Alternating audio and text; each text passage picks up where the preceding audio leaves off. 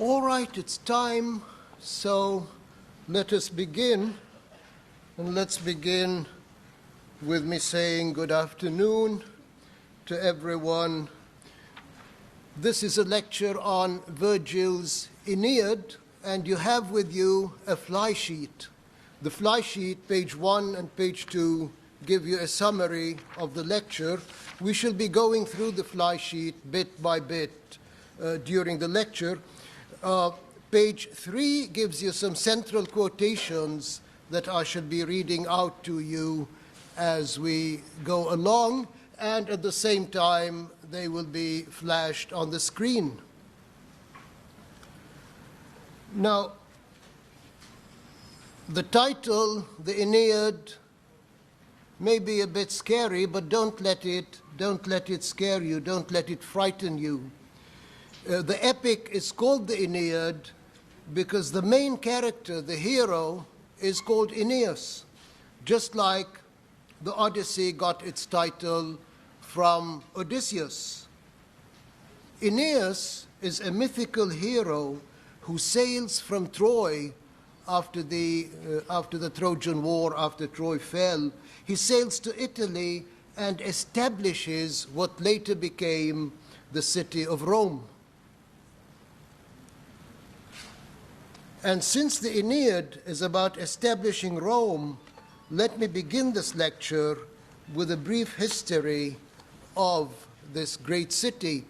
How many of you have been to Rome? Anybody? 4 or 5 people, you've been there. Okay. Oh, great. Great. All right. If you had gone there 2,700 years ago, you would have found nothing. Rome would not have been there. There would have been no Rome.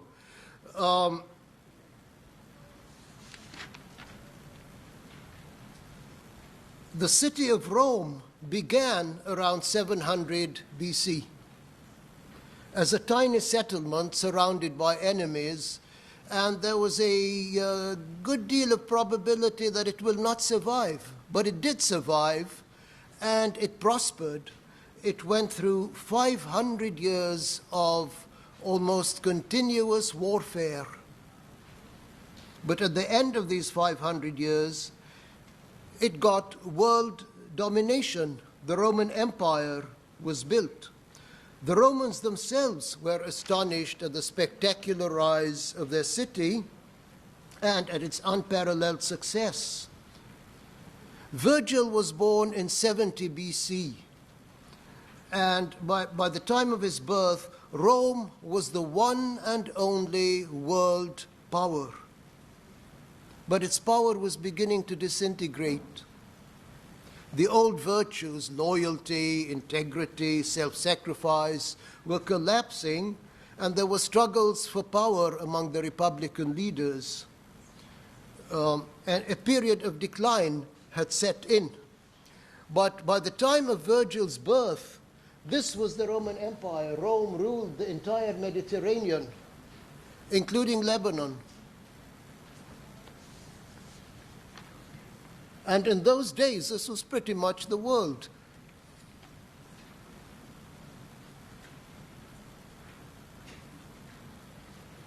But once you relax, once you establish a great empire, people start fighting for political power, and this is what happened in Rome. You had a chaotic and potentially dangerous situation. And into this situation came Augustus, who lived from 63 BC to 14 AD. Augustus was the adopted son of Julius Caesar. He ended the Republican period. In 27 BC, he assumed power and declared himself Augustus Caesar, thus becoming the first Roman emperor. And if you go to Rome today, they will show you the grave of Augustus Caesar. They'll tell you there, he's buried right there. Anyway, he was a great emperor. He restored peace to the Roman Empire, imposed order, and encouraged a cultural renaissance. Literature and philosophy flourished during the Augustan period. The peace he established came to be known as the Pax Augusta, or Augustan peace. This later became the Pax Romana, 100 years of total uninterrupted peace. And incidentally, Augustus came to Lebanon. He lived for several months in Lebanon. He liked it so much that he wanted to stay, but he soon discovered that he has to be in Rome to run the Roman Empire. And it was Augustus who ordered that the temple of Jupiter be built in Baalbek. It took 150 years to build it, but he initiated the process.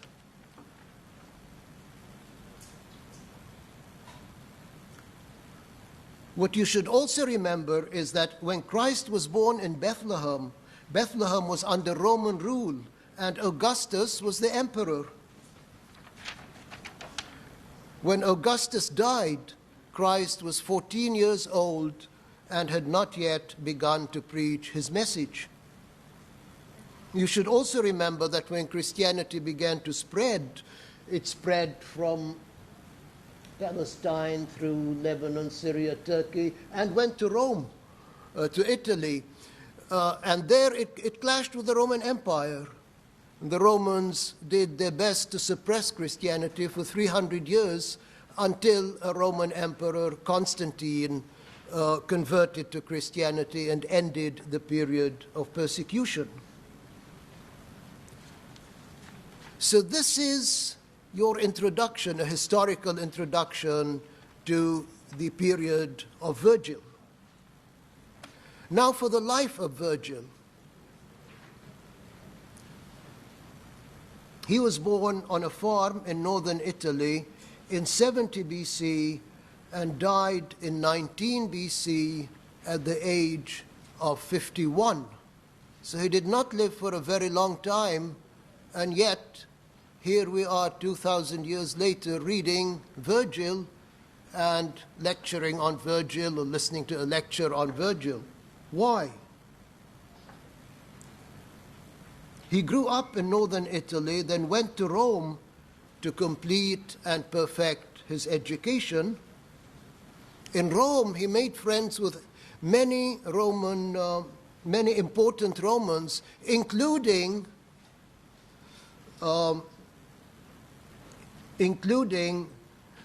Octavius, who became Augustus Caesar. So before Augustus Caesar became Caesar, he was one of Virgil's best friends.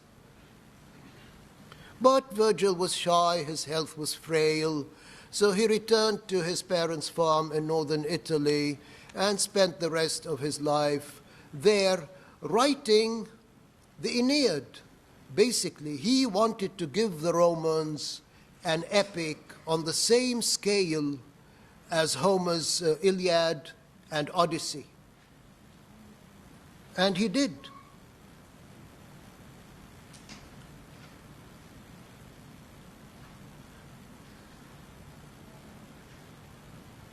During his lifetime, Augustus became emperor, and Augustus gave him total protection.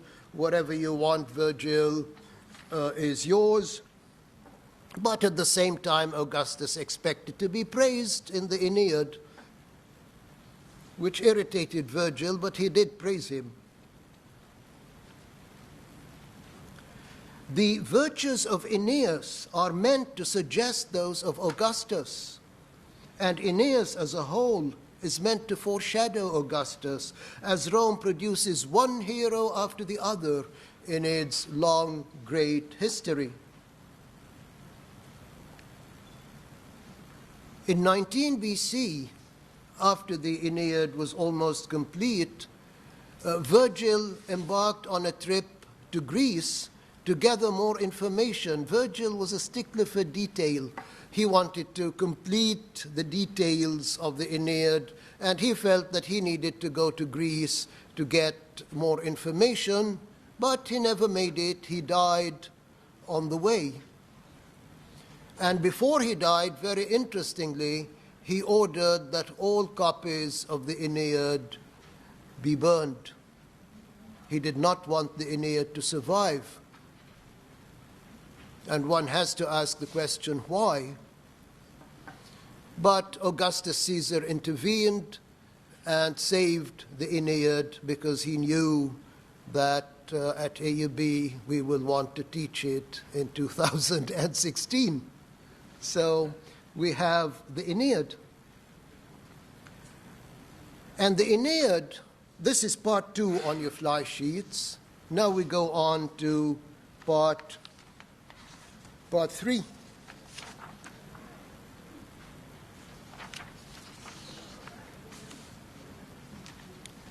The Aeneid is the national poem of the Roman Empire. It gives you Rome in one book. It is on the scale of Homer's Iliad and Odyssey. Homer's 2 epics, the Iliad and the Odyssey, gave you ancient Greece in 2 books. Now you get Rome in one book. The first 6 books or chapters of the Aeneid have been called Virgil's Odyssey. In the Odyssey, if you will remember, Odysseus spends most of his time lost at sea or having adventures in strange lands. And similarly, in the first 6 books of the Aeneid, Aeneas is either lost at sea or having adventures in strange lands. In northern Africa, the second part of the Aeneid parallels Homer's Iliad, which you did not read, but you saw it probably as a film, Troy, with Brad Pitt. It gives you the Trojan War. And the second, chapter 7, book 7 to book 12 of the Aeneid, give you the many wars that Aeneas had to fight in Italy before he could establish his rule and initiate the Roman Empire.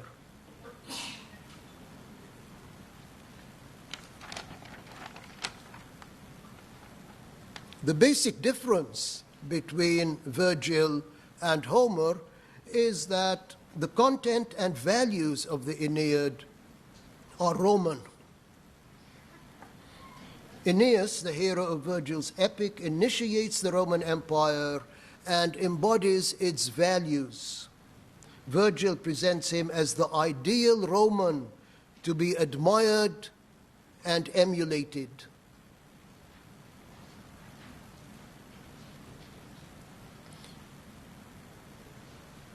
The gods of the Romans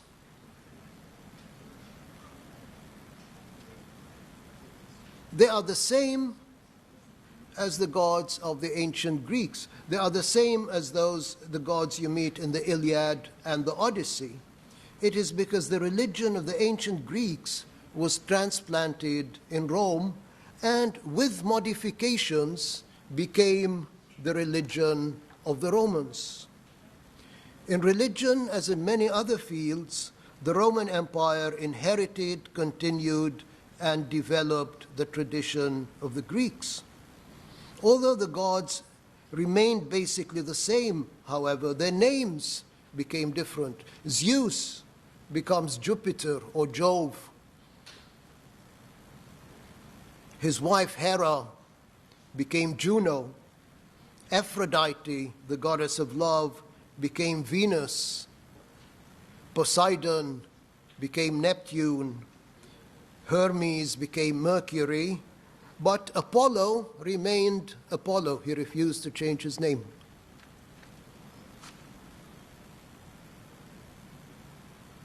Now, the main theme of the Aeneid is the history of Rome. In the opening book of the epic, Jupiter relates this history in much detail to his daughter Venus, and he reassures her that Rome's history has been fated and destined. In this one very important respect, there is no free will in the Aeneid. it is an epic of fate. Jupiter says to Venus,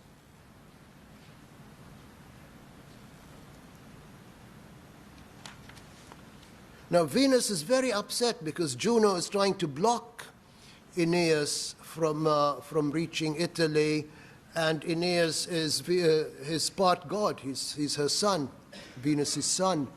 So she goes crying to her father and she says, "Daddy, please look what your wife is doing." And Jupiter says, "Relax, calm down. The history of Rome has been fated. I have written down everything. This is what is going to happen." And he tells her, part of what he tells her appears over there. This is quotation number 1. "Then Romulus shall receive the people, wearing with joy the tawny hide of the wolf which nursed him. The walls he builds will be the walls of Mars, and he shall give his own name to his people, the Romans. On them I impose no limits of time or place. I have given them an empire that knows no end. So it has been decreed. So it has been decreed. So it has been fated. Rome will be established. The Roman Empire will be built. And the Romans thought that their empire had no end. It will stay there forever.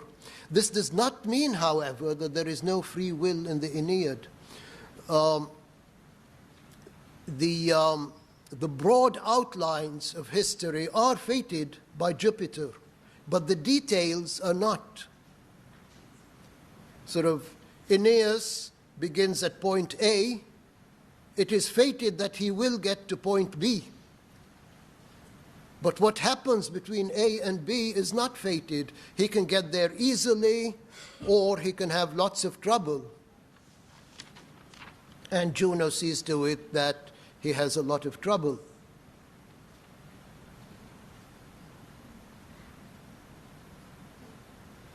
So the Aeneid, then,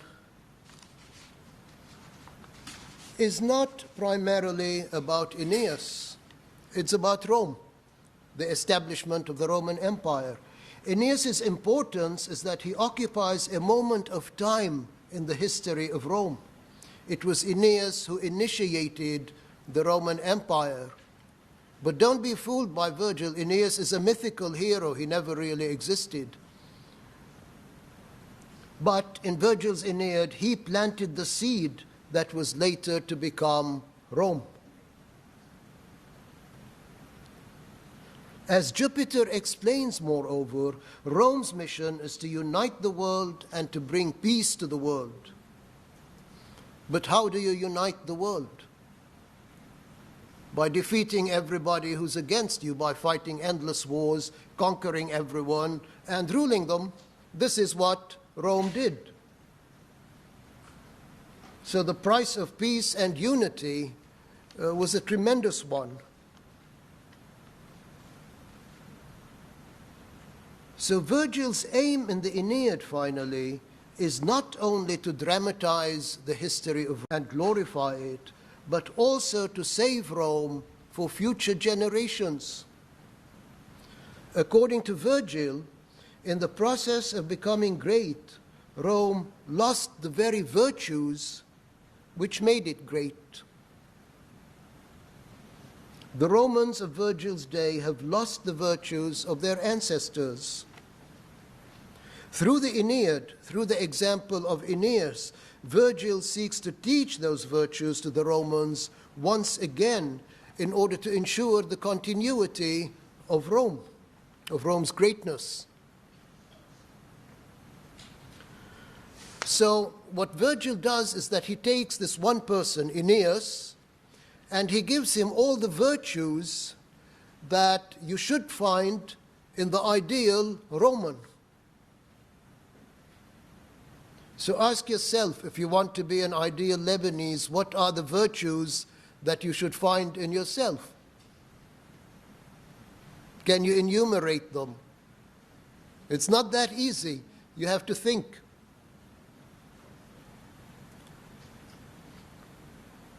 So let us, most of this lecture from now on will focus on the virtues of Aeneas.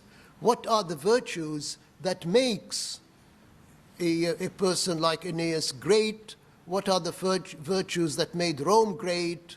What are the virtues that maybe will create the ideal Lebanese? And here we have reached part 4, page 2, the virtues of Aeneas.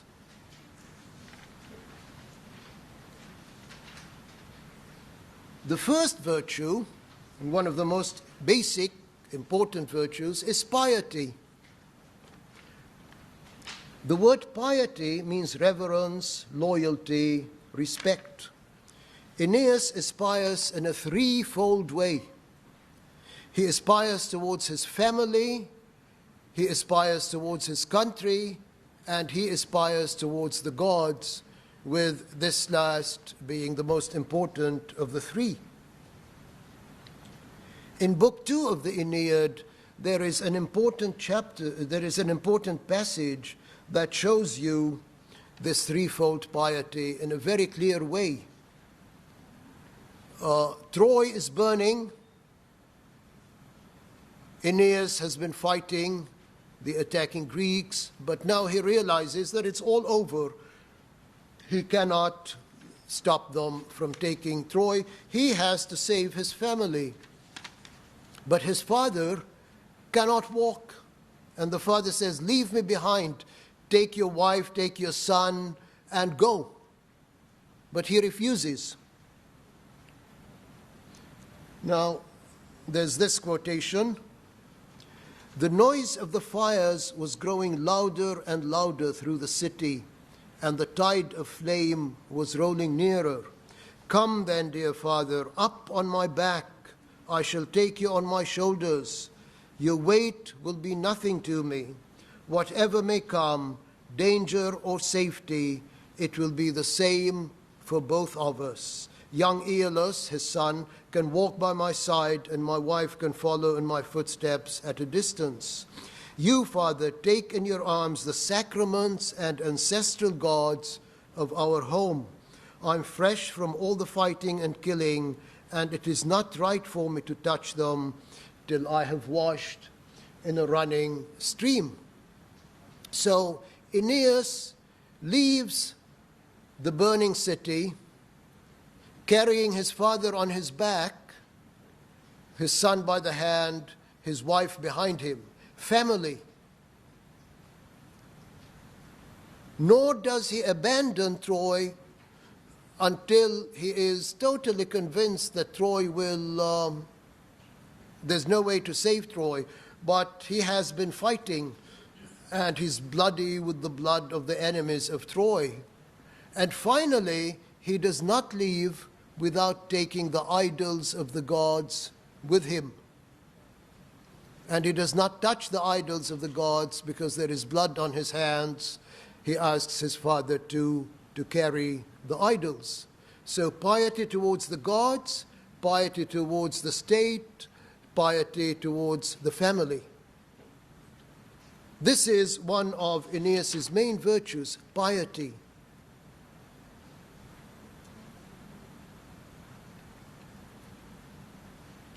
Another of Aeneas' virtues is dignity.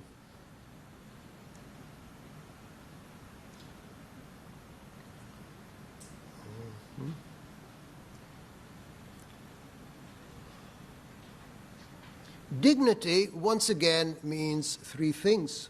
It means a sense of responsibility. Aeneas has a tremendous responsibility laid upon his shoulders. He has to go to Italy and establish Rome. It isn't everyone who is given such a responsibility, but Aeneas, one of his virtues is dignity. So he is a responsible person. He accepts this responsibility and sees it through. When Jupiter orders him to leave Dido and sail to Italy, he falls in love with Dido in Carthage. It is not only his piety, but also his sense of responsibility that pushes him to obey. For one thing, he has committed himself to the Trojans to build them a kingdom in Italy. Moreover, his son is going to rule this kingdom. He's going to inherit it. He has a duty to his son. You have to think not only of yourself, but of your children as well.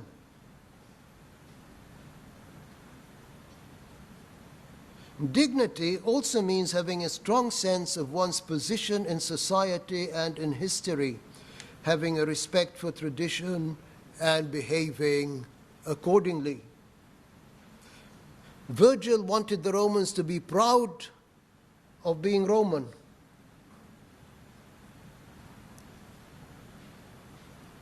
Just as Aeneas is proud of his Trojan past and of his Roman future, and behaves in the proper way for someone in his position. Now, if you want to know exactly what dignity means, just compare the behavior of Aeneas to the behavior of Dido when Jupiter orders him to leave, when Aeneas tells her that he has to leave because Jupiter has ordered that. They were very madly in love with each other. And Aeneas suffers a great deal, but he remains dignified. Dido has a hysterical fit, she collapses, and then she commits suicide. So Aeneas is dignified, Dido is not. So piety, dignity. The third virtue is sober-mindedness. Sober-mindedness means having a serious, intelligent attitude towards life.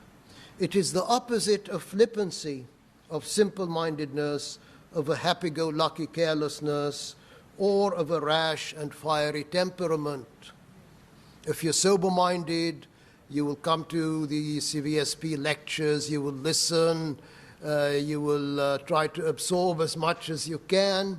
If you're not sober-minded, you will bring your cell phone with you, play around with it, send messages to your friends, so on and so forth, or maybe even fall asleep. So, do you have the virtue of sober-mindedness? Are you balanced, rational, and self-controlled?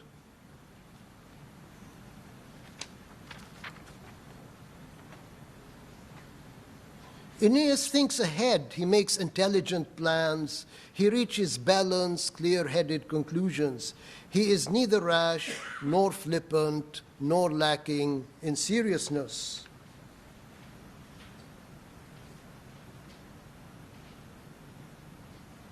Here, this is an example of the sober-mindedness of Aeneas.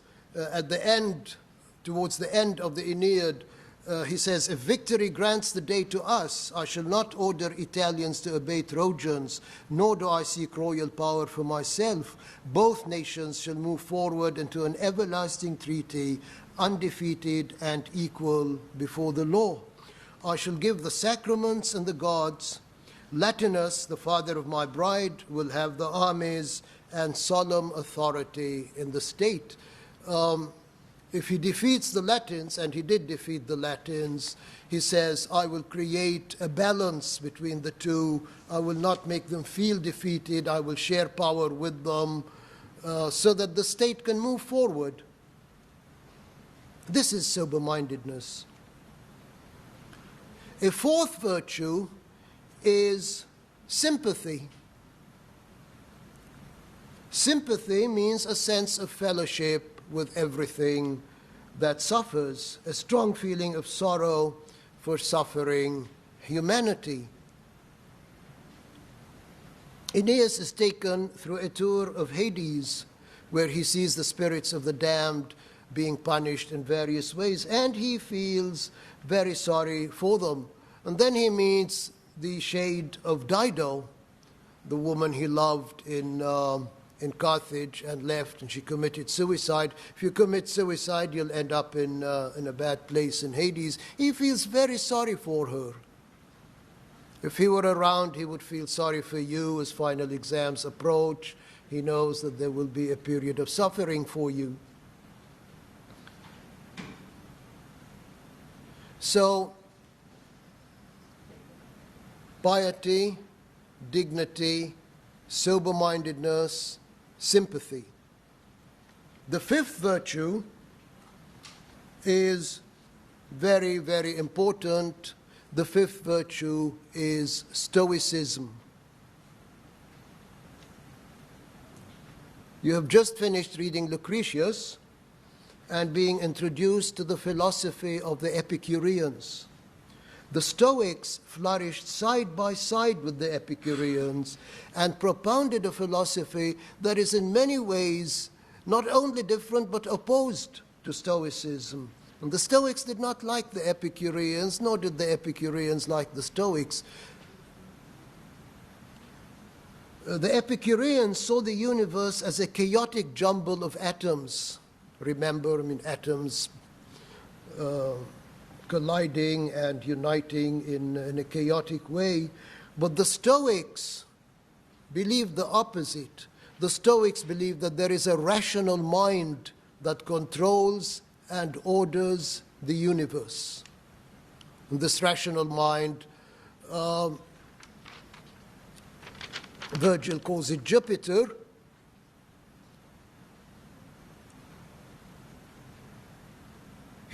Virgil submits to the gods of the Roman Empire and accepts them, but notice that Jupiter in the epic functions as a Stoic god, functions as a rational mind that controls and organizes both the universe and human history. The rise and triumph of Rome is fated, and its object is the ultimate welfare of the entire human race. So Jupiter does not fate the triumph of Rome, the building of the Roman Empire, only for the Italians. He fates it for you as well, for the entire human race.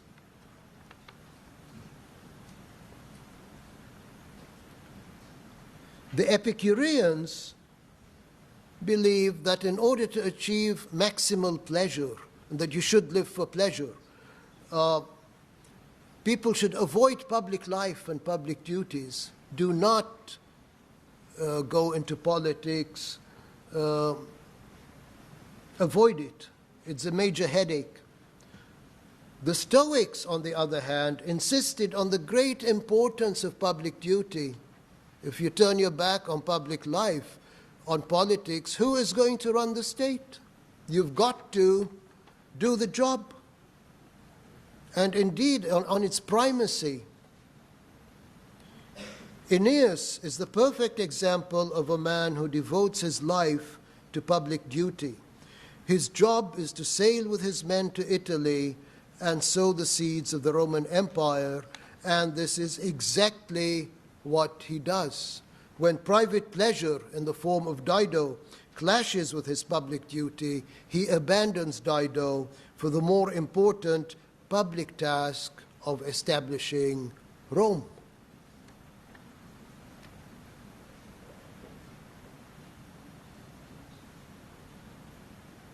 So the Epicureans, as you may remember, believed that the goal of life is pleasure. Go out and enjoy yourself. The Stoics, on the other hand, believed that life is full of suffering, that suffering is built into the framework of things, and that the proper attitude to life is to train yourself to endure suffering.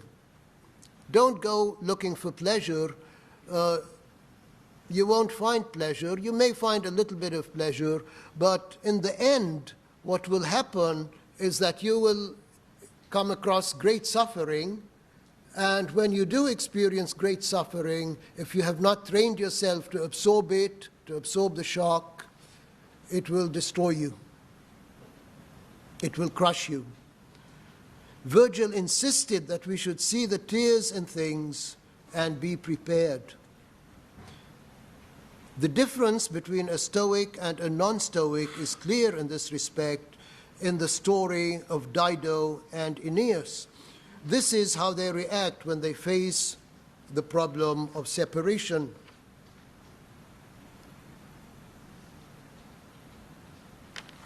So here you have Aeneas saying goodbye to Dido. He has to go to Italy. With these words, Aeneas shedding tears because he's very upset. Oh, sorry. No. Where is it? There it is. Her attendants caught her as she fainted and carried her to bed in her marble chamber.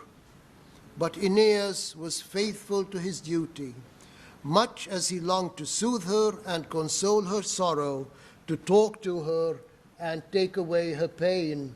With many a groan and with a heart shaken by his great love, he nevertheless carried out the commands of the gods and went back to his ships.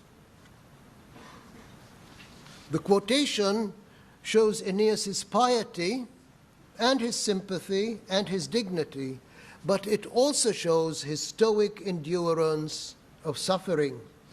Although he is shaken to the depths by the strength of his love, he absorbs the shock and is able to deal with his suffering.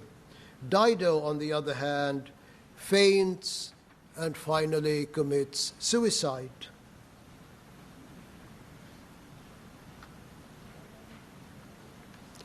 Another big difference between the Epicureans and the Stoics, the Epicureans believed that when you die, you die. That's the end of it. The Stoics believed that the soul survives the death of the body and it goes into the underworld, but the underworld is divided into a good place and a bad place. You will be rewarded if you have led a good life. You will be punished if you've led a bad life, and the punishment will fit the sins that you committed in this life. So,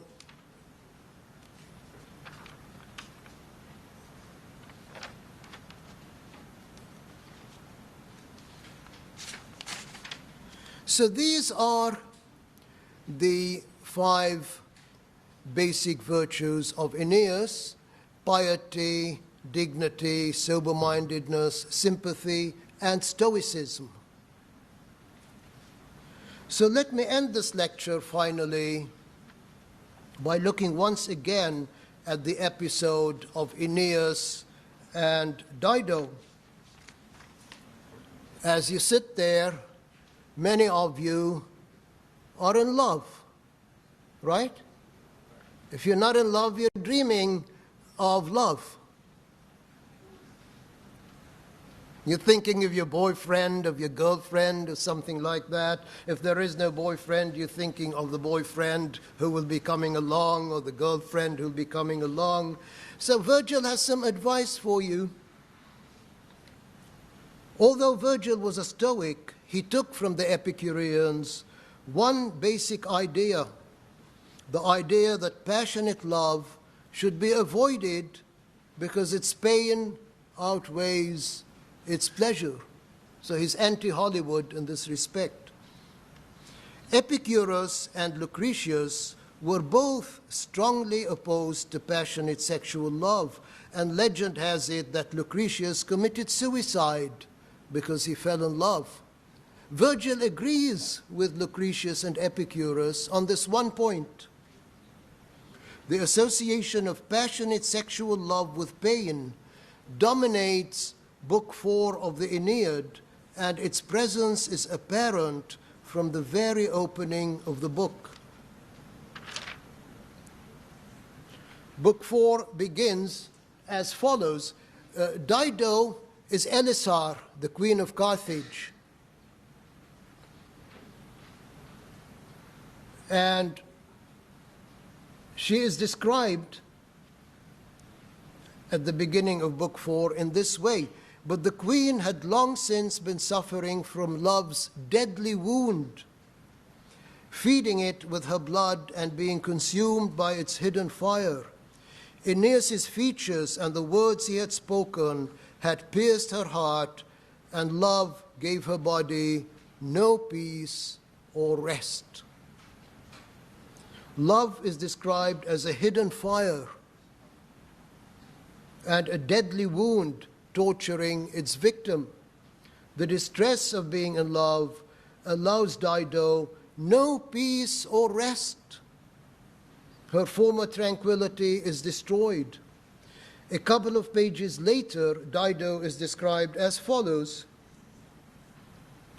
Dido was on fire with love and wandered all over the city in her misery and madness, like a wounded deer which a shepherd hunting in the woods of Crete has caught off guard, striking her from long range with steel-tipped shaft. The arrow flies and is left in her body without his knowing it. She runs away over all the wooded slopes of Mount Dicta, and sticking in her side is the arrow that will bring her death. So that's what love does.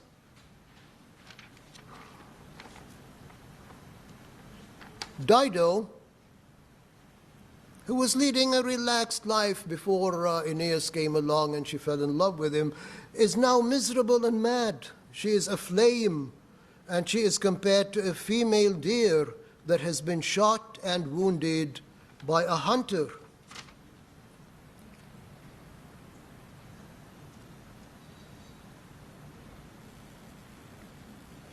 The wound is so painful that the deer has to run back and forth all the time in a vain attempt to alleviate her suffering. This, for Virgil and for the Epicureans, is the reality about sexual love. Although there is pleasure for both Dido and Aeneas after they come together, this pleasure is short-lived. They soon discover that they have to separate, and the suffering resumes. Aeneas, who is a Stoic, is able to absorb and transcend his suffering, but Dido, untrained in Stoic endurance, suffers on such a massive scale that she finally kills herself to end the pain. This is not to say, of course, that Virgil was against sex and marriage. There are three women in Aeneas' life: his first wife, Creusa, Dido, and his second wife, Lavinia. Creusa gives him a son, while Lavinia helps him to unite the Latins and the Trojans. The function of sex and marriage is to provide children and to bring people closer together. It is only passionate sexual love, not sex itself, that Virgil condemns. Thank you, and good luck on your exams.